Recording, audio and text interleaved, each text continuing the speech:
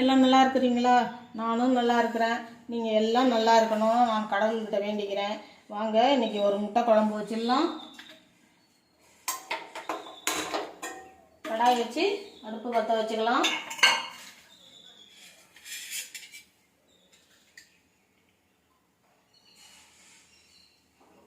ஒரு 2 இல்லை 3 ஸ்பூன் எண்ணெய் விட்டுக்கலாம். எண்ணெய் காயட்டும். எண்ணெய் காஞ்சிடுச்சு. கொஞ்சமாக கடுகு போட்டுக்கலாம்.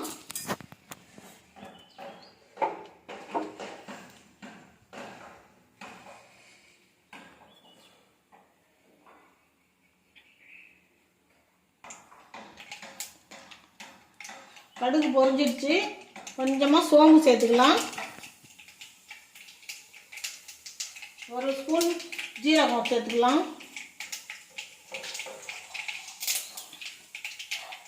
ஒரு 10 பல்லு பூண்டு சேர்த்துக்கலாம்.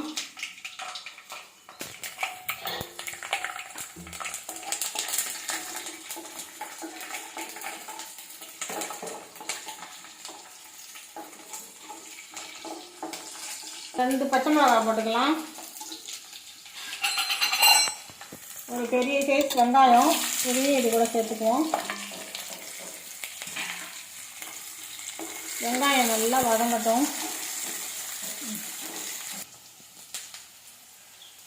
ஒரு 2 வரமிளகாய் கிள்ளி போட்டுக்கலாம்.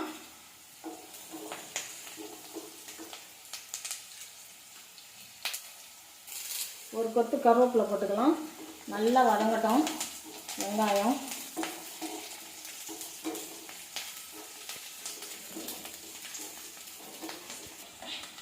வெங்காயம் நல்லா வதங்கிடுச்சு.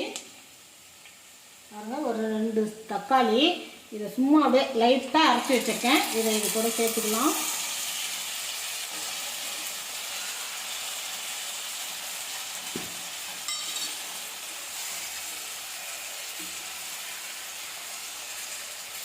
கொஞ்சமாக இஞ்சி பூண்டு பேஸ்ட்டு, ஏற்கனவே பூண்டு போட்டிருக்கிறேன், அதனால் கொஞ்சமாக சேர்த்துக்கிறேன்.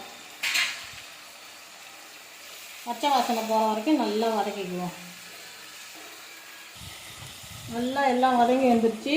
பாருங்கள், எண்ணெய் பிரிஞ்சு வந்திருக்குது. சுற்றி எண்ணெய் பிரிஞ்சு வந்திருக்கு பாருங்கள்.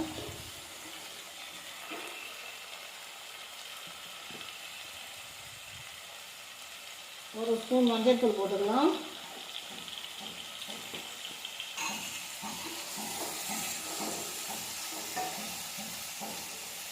ஒரு ஸ்பூன் மிளகாத்தூள், இன்னும் ஒரு 1/2 ஸ்பூன் போட்டுக்கலாம். மல்லித்தூள்லாம் இதுக்கு தனியாக போட வேண்டியதில்லை, எல்லாம் போட்டு கரெக்டாக அரைச்சி வச்சுருக்கிறேன். இந்த மசாலாவே போட்டுக்கிறேன் நான். நல்லா மசாலா வதங்கி வரட்டும். நல்லா மசாலா வதங்கி வந்துடுச்சு. அதான் ஒரு பெரிய நெல்லிக்காய் சைஸு புளி எடுத்து கரைச்சி வச்சுருக்கிறேன். இதை இது கூட சேர்த்துக்கலாம்.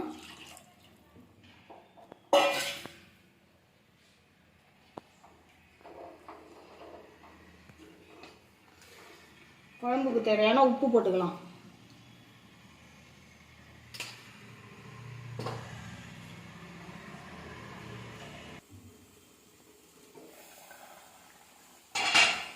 குழம்பு நல்லா கொதிச்சிடுச்சு. இந்த நேரத்தில் உப்பு காரம்லாம் கரெக்டாக இருக்குதான்னு பார்த்துக்குங்க.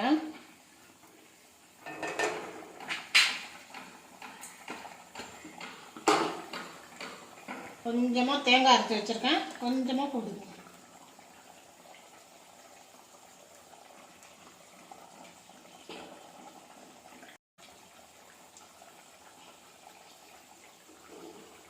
குழம்பு நல்லா கொதிச்சிடுச்சு.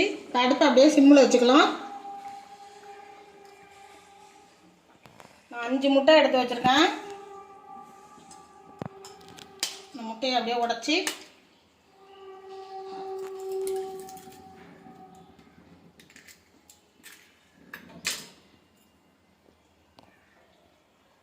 அப்படியே ஊற்றிக்கலாம்.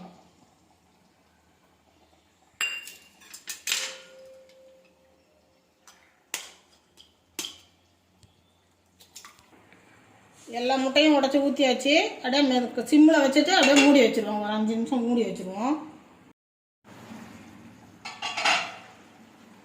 5 நிமிஷம் ஆயிடுச்சு.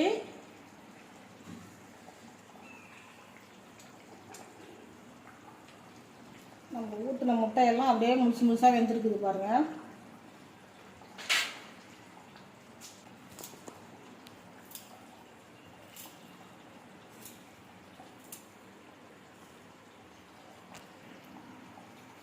அதே மேலே கருவேப்பிலை ஒரு கொத்தும் கொத்தமல்லி தழையும் போட்டு அப்படியே ஒரு 5 நிமிஷம் மூடி வச்சிடலாம். மூடி இறக்கி வச்சுருவோம். அவ்வளோதான், சூப்பராக மணக்க முட்டை குழம்பு ரெடி ஆகிடுச்சு. உடச்சி ஊற்றின முட்டை குழம்பு ரெடி ஆகிடுச்சு. வாங்க எல்லோரும் சாப்பிட்லாம்.